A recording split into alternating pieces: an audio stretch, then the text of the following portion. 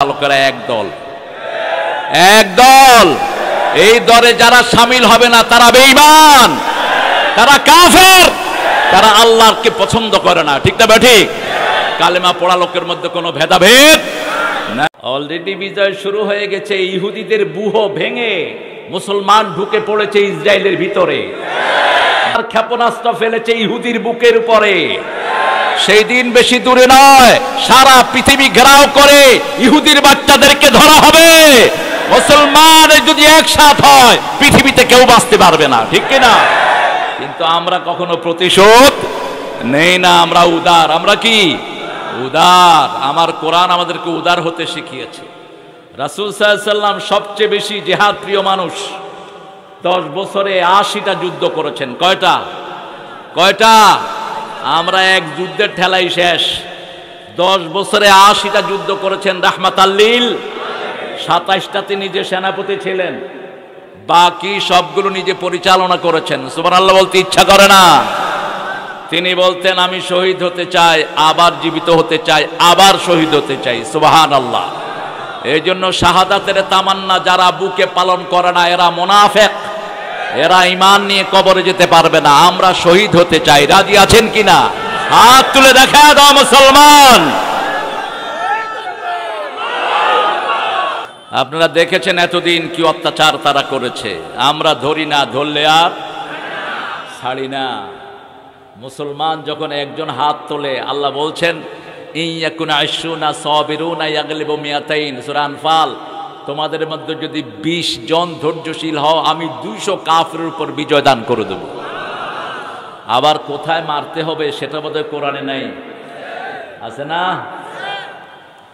ফাদরিবুহুম ফাওকাল Anak ওয়া মিনহুম কুল্লাল বানান। আগে গর্দানে দিবি, এরপরে গিরায় দিবি। কে বলতেছেন? আরে কে বলতেছেন? আল্লাহ বলছেন খবরদার মুসলমানরা গায়ে হাত তুলো না। আমরা বাংলাদেশের সব কালেমা পড়া লোকেরা একদল। এই দলে যারা শামিল হবে না তারা বেঈমান, তারা কাফের, তারা আল্লাহকে পছন্দ করে না। ঠিক না ঠিক? কালেমা পড়া লোকের মধ্যে কোনো ভেদাভেদ নাই। আমার যে ভাই কালেমা পড়েছে সে আমার ভাই, সে আমার কি? বুশের মাথায় জুতা মারা হয়েছে, ওই জুতার দাম উঠেছে মাত্র 10 কোটি টাকা। একটা জুতার দাম, কারণ মানুষটা যত বড় জুতার দামও তত বড়। পচা ডিম মেরেছে জন মেজরের মাথার উপর, এই ডিমটাও দামি হয়ে গেছে, যে মারছে সেও দামি হয়ে গেছে। এরপরে যদি কোনো মানুষকে সারা পৃথিবীর একদম আদম আলাইহিস সালাম থেকে নিয়ে কিয়ামত পর্যন্ত সব মানুষের সামনে তোলা হয়, বেইজ্জতি বেশি হবে না কম? একটা লোককে আল্লাহ রাব্বুল আলামিন কিয়ামতের ময়দানে সবার সামনে ধরে আনবেন, এনে তাকে জিজ্ঞেস করা হবে কি কি আমল করেছো? সে বলবে আল্লাহ গুনাহ ছাড়া আমার আমলনামা আর কিছুই। 99টা গুনার খাতা নিয়ে আসা হবে, 99টি। একটা খাতার দূরত্ব এত, চোখের দৃষ্টি যত দূর, মাদ্দা বাসারিহি, রাসূল বললেন চোখের দৃষ্টি যত দূর তার খাতাও তত দূর, তত লম্বা। তাকে জিজ্ঞেস করা হবে তুমি ভালো কোনো কাজ করেছো কিনা? সে কাঁদতে থাকবে। আল্লাহ জিজ্ঞেস করবেন আল্লাহ এই কাজগুলো কি তুমি করেছো? হ্যাঁ, এই অপরাধগুলো আমি করেছি। আল্লাহ রাব্বুল আলামিন কারো স্বীকৃতি নেওয়া ছাড়া তাকে শাস্তি দিবেন না। প্রত্যেকটি মানুষ স্বীকৃতি দিবে, লাউ কুন্না নাসমাউ ওয়া নাআকিলু মা কুন্না ফি আসহাবিস সাঈদ। সূরা মুলকের ভিতরে আল্লাহ বলছেন প্রত্যেক মানুষ স্বীকৃতি দিবে, আমরা যদি শুনতাম, আমরা যদি মেনে নিতাম, আমরা জাহান্নামী হতাম না। জানে ইসলামে বাধা দিলে জাহান্নাম হবে, তারপরও বাধা দেয়, আছে না নাই? জানে মসজিদে না গেলে যেতে হবে কোথায়? জাহান্নামে যেতে হবে। জানে পর্দা না করলে যে শরীরগুলো দেখা যায় এগুলো সব জাহান্নামের আগুনে জ্বলবে, জানে এটা। ঠিক না বা ঠিক? আপনি দেখবেন একজন হিন্দু মেয়ের কাছেও পর্দার কনসেপ্ট আছে। যখন কোন টুপিওয়ালা লোককে একজন হিন্দু মা দেখে কি করে? একটু ঢেকে ঢুকে চলে। এটা সারা পৃথিবীতে কিন্তু, কারণ মায়েরা সৃষ্টিগত ভাবে তারা একটু পর্দাশীলা হয়। অর্থাৎ ফাআলহামাহা ফুজুরাহা ওয়া তাকওয়াহা। আল্লাহ বলছেন আমি প্রত্যেকের হৃদয়ে তাকওয়া দিয়েছি, গুনাহগারিও দিয়েছি। কোনটা গুনার রাস্তা এটা প্রত্যেক মানুষ জানে। সুবহানাল্লাহ বলেন। এজন্য আল্লাহ বলছেন কিয়ামতের ময়দানে প্রত্যেকেই বলবে যদি আমরা শুনতাম, আমরা মেনে নিতাম, আজকে আমরা জাহান্নামী হতাম না। আল্লাহ জিজ্ঞেস করবেন এই 99টা গুনার খাতা তোমার নাকি? হ্যাঁ আল্লাহ আমার। এবার সে অত্যন্ত মায়ুস অবস্থায় বসে থাকবে। আল্লাহ বলবেন ও ফেরেশতারা, তার একটা আমলের কাগজ বের করো, ছোট্ট এক টুকরা কাগজ তার আমলের বের করা হবে। তাকে জিজ্ঞেস করা হবে এটা কি তুমি জানো নাকি? বলছে আল্লাহ না আমার মনে নাই। মনে থাকলেও কোনো লাভ নাই, 99টা খাতার মোকাবেলায় এত ছোট্ট কাগজ দিয়ে কি লাভ হবে? আল্লাহ রাব্বুল আলামিন ফেরেশতাদেরকে বলবেন এটাকে এক পাল্লায় দাও আর 99টা গুনার খাতা এক পাল্লায় দাও। যখনই ওই ছোট্ট কাগজটা 99টার এগেনিস্টে দেয়া হবে, ছোট্ট কাগজটা নিচে নেমে যাবে আর গুনার পাল্লা উপরে উঠে যাবে। ওই ছোট্ট কাগজে লেখা ছিল আশহাদু আল্লা ইলাহা ইল্লাল্লাহু ওয়াহদাহু লা শারীকা লাহু ওয়া আশহাদু আন্না মুহাম্মাদান আবদুহু ওয়া রাসূলুহু। আল্লাহর হাবিব সাল্লাল্লাহু আলাইহি ওয়াসাল্লাম বলছেন যে হৃদয়ের সম্পূর্ণ একাগ্রতা নিয়ে ইখলাস নিয়ে এই কালেমা পড়বে আল্লাহ তাকে জান্নাত দান করে দিবে। রাসূল সাল্লাল্লাহু আলাইহি ওয়াসাল্লাম আরো বলছেন যখন কেউ কালেমা পড়ে কালেমা আল্লাহর কাছে গিয়ে কাঁপতে থাকে। আল্লাহ বলেন উসকুনি ইয়া কালেমা, হে কালেমা তুমি শান্ত হও। কালেমা বলে কাইফা আসকুনু ইয়া রাব, হে আল্লাহ আমি শান্ত হব কিভাবে? আমি তো জানি না যে আমাকে পড়েছে তাকে মাফ করে দেয়া হয়েছে কিনা। আল্লাহ বলবেন শোনো, তুমি যখন তার মাথায় ছিলে জিহ্বায় আসো নাই, মাথা থেকে জিহ্বায় আসার আগে আমি তার গুনাহ মাফ করে দিয়েছি। না নাই? রাসূল বলছেন সূরা মুহাম্মাদের ভিতরে আল্লাহ রাসূল সাল্লাল্লাহু আলাইহি ওয়াসাল্লামকে দিয়ে বলছেন ফাআলাম আন্নাহু লা ইলাহা ইল্লাল্লাহ, তোমরা জানো তোমরা এটার ভিতরে কি পড়েছো, কি পড়েছো? কালেমা পড়ার পরে রাসূল কেন আবু লাহাবের শত্রু হয়ে গেলেন? কালেমা পড়ার পরে আবু জেহেল কেন রাসূলকে মারতে আসলো? কালেমা পড়ার পরে কেন রাসূলের দিকে পাথর নিক্ষিপ্ত হলো? ঠিক না ঠিক? তো কোন কালেমা আমরা পড়ছি আমাদের বুঝতে হবে। কালেমের ভিতরে কি? কালেমা মানে হলো আইন মানতে হবে কার? ভিক্ষা চাইতে হবে কার কাছে? মানুষের উপকার অপকারের একমাত্র মালিক কে? এখন আফগানিস্তানের পয়সা উপরে উঠে আছে, যুদ্ধ বিধ্বস্ত একটা দেশ। আগে 120 আফগানিস্তানের টাকা দিলে, ওই যে তাদের আফগানি রুপি দিলে $1 হতো। এখন সেটা অল্প দিনে নেমে আসছে মাত্র 76টা দিলে $1 হয়ে যাচ্ছে। এবং পৃথিবীর টাকাগুলোর মানে 3 নম্বরে চলে আসছে আফগানিস্তান। সুবহানাল্লাহ কইতে ইচ্ছা করে না। এই কাজটা করেছেন কে? কারণ চুরি যেখানে বন্ধ সেখানে বরকত দিবেন কে? আমাদের দেশ খেয়েছে কারা? জোরে বলেন, আরো জোরে বলেন। দুনিয়া মে সব চোর চোর, কেউ গাঠি চোর, কেউ পট্টি চোর, কেউ বড় চোর আর কেউ ছোট চোর। হায় হায় রে চোর। বাংলাদেশে যদি 1 সপ্তাহের জন্য চুরি এবং ঘুষ বন্ধ করে দেওয়া হয়, বাংলাদেশের কারেন্সিও পৃথিবীর মানের মধ্যে সবচেয়ে উচ্চের দিকে চলে যাবে। আহা, এই গরিবের বউ সুন্দরী হলে যা হয় আর কি সবার ভাবি। সব যা ঢুকে বাংলাদেশে সব ডাকাতের নিয়তে ঢুকে। ঠিক না ঠিক? এই কয়েক বছরে আমাদের পাশের বন্ধু রাষ্ট্র আমাদের দেশকে ডাকাতি করেছে সবচেয়ে বেশি। এত টাকা চলে গেছে সেখানে যার কোনো হিসাব। ভরা সিজনে আমরা ইলিশ পাই না।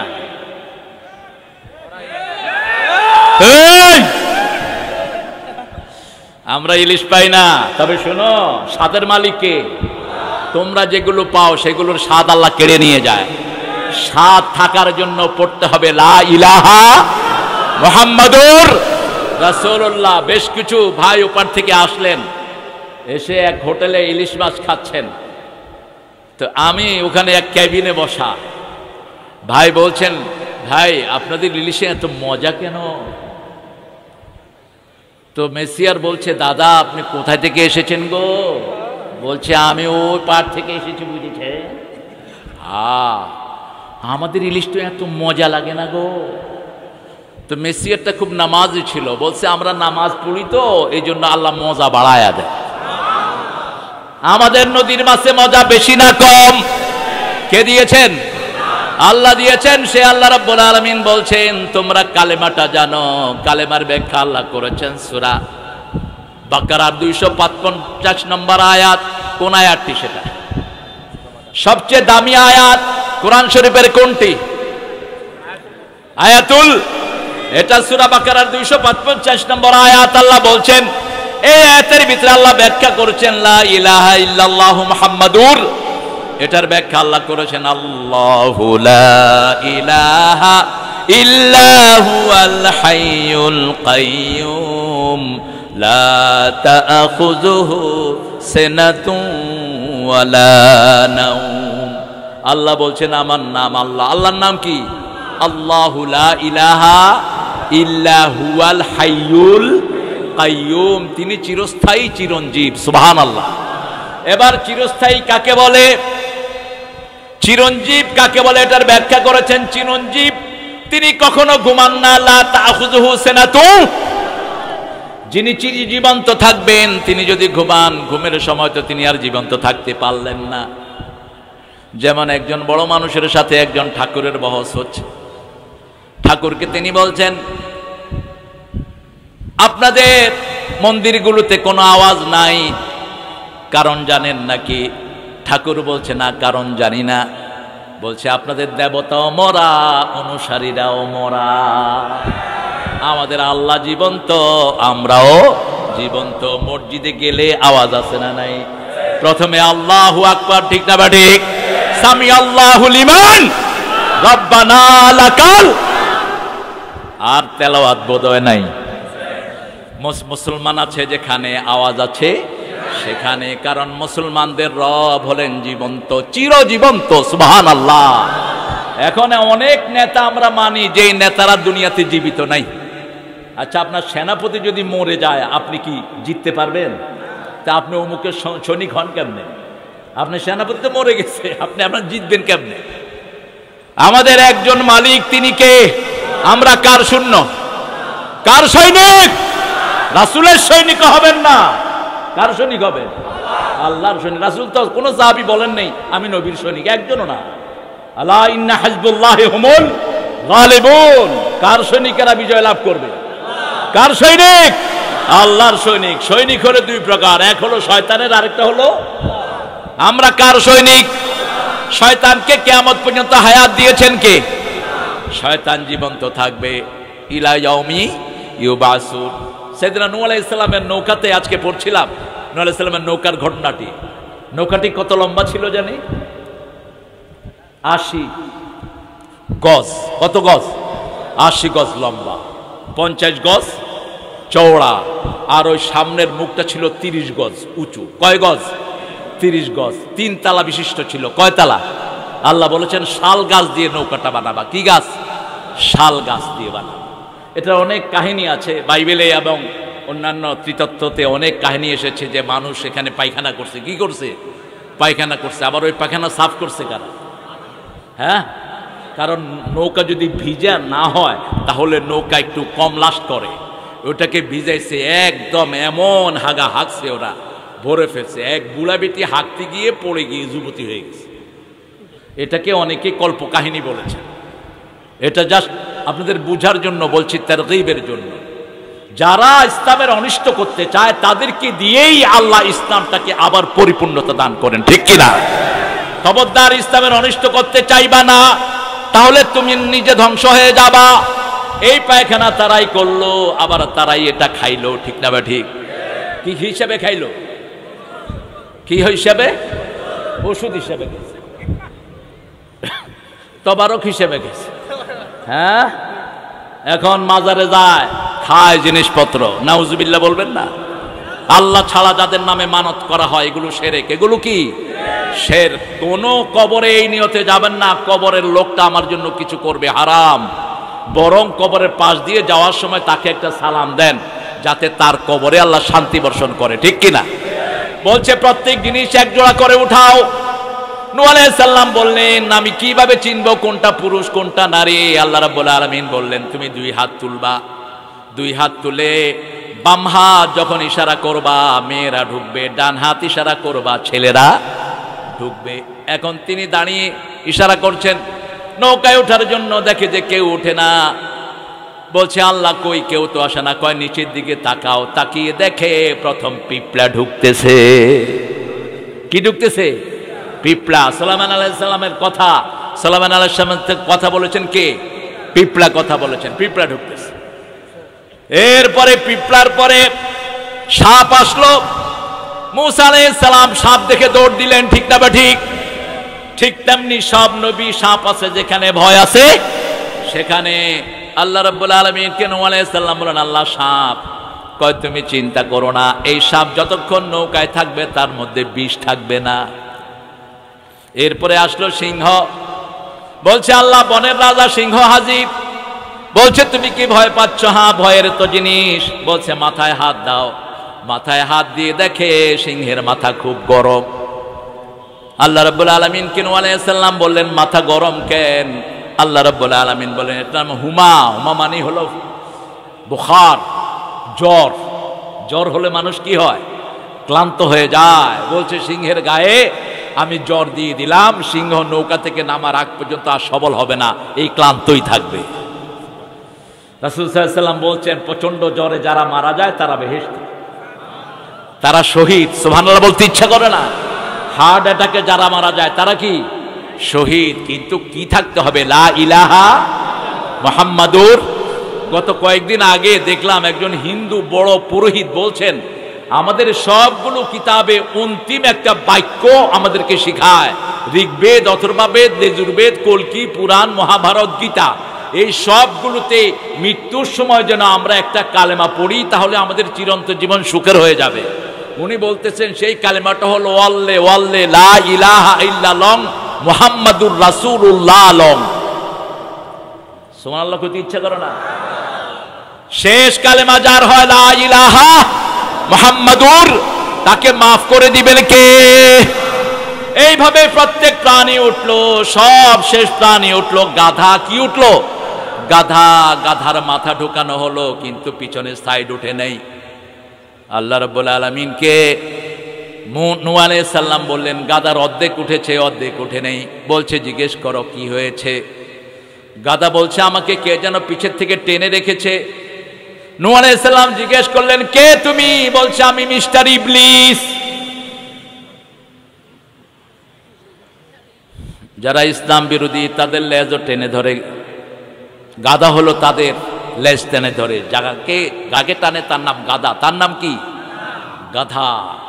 বলছে কি খবর ইবলিস? বলছে আল্লাহ তো আমাকে বলছেন কিয়ামত পর্যন্ত ইলা ইয়াউমি ইউবাসুন, কিয়ামত পর্যন্ত তিনি আমাকে হায়াত দিয়েছেন। এখন আমি যদি এখানে থাকি পৃথিবীর কোনো প্রাণী বাঁচতে পারবে না। লা আসমাল ইয়াউম। নূহ আলাইহিস সালামের ছেলে বলেছিল আল জিবাল ইউসিমুনি, পাহাড় আমাকে বাঁচিয়ে দিবে, অল্প একটু পানি হবে। তিনি আল্লাহ রাব্বুল আলামিন বললেন লা আসমাল ইয়াউম। নূহ আলাইহিস সালামের প্লাবন থেকে বানানোর ক্ষমতা কারোই, বাঁচার ক্ষমতা কারোই নাই। কখন এই প্লাবন আসবে? জাফারাত তান্নুর, যখন মাটি ফেলে পানি বগলিয়ে বেরোতে থাকবে। তিনি বললেন আল্লাহ রাব্বুল আলামিন সব বলে দিয়েছেন। নূহ আলাইহিস সালাম বলেছেন আমি দিন রাত আমার জাতিকে দাওয়াত দিয়েছি, এই বাংলাদেশের কোনো মানুষ নাই যাদের কানে পৌঁছে নেই লা ইলাহা ইল্লাল্লাহু। এত মাহফিল পৃথিবীর কোন দেশে, কথা কন না কেন? এত মাদ্রাসা দুনিয়ার কোন দেশে? আমাদের দেশে এই যে ছোট ছোট সুন্দর হাফেজ পোলাপান প্রতি রাতে উঠে এরা কোরআন শরীফ পড়তে থাকে, ঠিক কিনা? আর এখন হেফজোখানা কয়টা বলেন তো? বাংলাদেশে দরসে নিজামী মাদ্রাসা কয়টা? হ্যাঁ, মাত্র ৪৫,০০০। আরো আসতে কোন সুবহানাল্লাহ। মানুষ কত? হায় হায়, 18 কোটি, কেউ কয় 19 কোটি। যাই হোক, উপরের দিকে আছে, নিচে নেই। আল্লাহ আরো বরকত দান করে দেন। মাদ্রাসার আরো দরকার আছে না নাই? প্রত্যেকের কাছে দাওয়াত পৌঁছেছে। ইন্নী দাউতু কওমি লাইলা ওয়া নাহারা, আমি রাত এবং দিন আমার কওমকে ৯৫০ বছর দাওয়াত দিয়েছি, একজনকেও পায়নি, শুধু ভেগে গেছে 40 জন, কোন বর্ণায় 80 জনকে তিনি পেয়েছেন মাত্র। আর বাকি সব তিনাকে ইনকার করেছেন, তিনাকে মেরেছেন, তিনাকে বিভিন্নভাবে আহত করেছেন, তিনাকে পাহাড়ে আটকিয়ে রেখেছেন, পিটিয়ে অজ্ঞান করে লেপ দিয়ে পচায়া পাহাড়ে নিয়ে ফেলে আসা হতো নূহ আলাইহিস সালামকে। কাঁদতে থাকতেন অঝরে।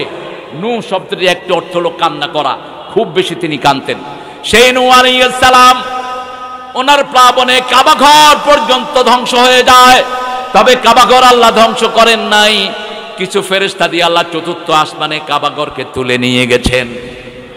তিনার নৌকা ঘুরতে ঘুরতে, তিনার নৌকা 6 মাস পর্যন্ত পানিতে ছিল। কয় মাস? 6 মাস পর্যন্ত পানিতে ছিল। ঘুরতে ঘুরতে যখন মক্কায় নৌকাটি কাবার ওখানে আসে, 7 বার সেটা প্রদক্ষিণ করা হয়। 7 চক্কর দিয়েছে নৌকাটি সেখানে। জুতি পাহাড়ে তিনি থেমেছেন, যেটা কোরআন শরীফ বলছে তিনি জুতি পাহাড়ে নেমেছেন। এই পাহাড় থেকে, আল্লাহর গজব থেকে বাঁচার একমাত্র অবলম্বন ছিল লা ইলাহা ইল্লাল্লাহু মুহাম্মাদুর। এই কালেমার সাথে সাথে আমাদেরকে নামাজি হতে হবে। রাজি আছেন না নাই? নামাজ পড়ি ঠিক, কিন্তু 5 রকমের নামাজি। কয় রকমের? নামাজির ভিতরে 5 রকম, বাহিরেও 5 রকম। ভিতরে 5 রকম হলো, প্রথম টাইপের নামাজি হলো এরা মুনাফিক। 1 ওয়াক্ত পড়ে 3 ওয়াক্ত ছেড়ে দেয়। আছে না নাই? জুমার নামাজ পড়ে বাকি সপ্তাহে কোনো নামাজ পড়ে না, এরকম আছে না নাই? 2 প্রকার হলো, নামাজ পড়ে কিন্তু নামাজে কোনো মনোযোগ নাই, গাফেল। 3 নম্বরের নামাজি হলো যাকে আল্লাহ মাফ করবেন, ভিতরে গেলে যুদ্ধ চলে, সে নামাজে মনোযোগী হতে চায় কিন্তু শয়তান তার মন টেনে নেয়, ঠিক না ঠিক? কিন্তু সে আবার কষ্ট করে চেষ্টা করে নামাজের ভিতরে থাকতে চায়। আল্লাহ বলছেন এরকম লোকের নামাজিকে আমি আল্লাহ মাফ করে দেব। 4 নম্বরের নামাজি, তার সে আল্লাহ রাব্বুল আলামিনের সাথে আল্লাহর নৈকট্য লাভ করে, আল্লাহর কাছাকাছি চলে যায়। 5 নম্বরের নামাজি আল্লাহর সাথে কথা বলে। 4 নম্বরের নামাজি তার মনোযোগ থাকে নামাজের ভিতরে, এটা ওলি আল্লাহদের নামাজ হয়। আর 5ম যারা নামাজে কথা বলে তার হলো নবী আলাইহিস সালাম। সুবহানাল্লাহ বলেন। এখন আপনি কোন কাতারে থাকতে চান? আজকে আমরা ওয়াদা করব আর জীবনে নামাজ ছেড়ে দেব না, মসজিদ মুখী হব, কোন আলেমের সমালোচনা আমরা করব। আলেমের সমালোচনা তো এখন মাশাআল্লাহ, ওই রাসূলকে সমালোচনা করে যে শয়তান, সেই শয়তান কিছু আলেমের সমালোচনা করে, ঠিক কিনা? আর তার সাথে কণ্ঠ মিলায় কিছু ভাইয়েরা। 5 রকমের গীবত আমাদের সমাজে চালু আছে। কয় রকম? খবরদার, এসব গীবতগুলো আপনার দুনিয়াও শেষ করবে, আখিরাতও শেষ করবে। 5 নম্বরের গীবত যেটা এসেছে সেটা হলো কলমের মাধ্যমে। কিসের মাধ্যমে? এখন ইন্টারনেটে আমরা যেগুলো লিখি, এগুলো কি দিয়ে লিখি? আঙ্গুল দিয়ে লিখি। আল্লাহ আমাদেরকে হেফাজত করুক। নামাজের ভিতরে গেল 5 সাইড, আর বাহিরে হলো 5 রকম: daily, weekly, yearly, seasonal, occasional. কথা বুঝেন? ডেইলি 5 ওয়াক্ত নামাজ পড়ে এরকম মানুষ বেশি না কম? কথা বলেন। ফজরের নামাজে মসজিদে গিয়ে দেখেন কি অবস্থা। বিশাল বিশাল মসজিদ, এক কাতারও পূর্ণ হয় না, ঠিক তবে ঠিক। অথচ নামাজের প্রাণ হলো ফজর। ফজরের নামাজের কথা কত ডাইমেনশনে আল্লাহ বলেছেন, আকিমিস সালাতা লিদুলুকিশ শামসি ইলা ওয়াসাকিল লাইলি ওয়া কুরআনাল ফাজর ইন্না কুরআনাল ফাজরি কানা মাশহুদা। সকাল হলো, শুনে রে আযান, উঠে রে সোজা ছাড়ি, মসজিদে চল দিনের কাজে, ভুল দুনিয়াদারি। সকাল হলো, সকালে ফজর পড়লে দায়িত্ব নেবেন কে?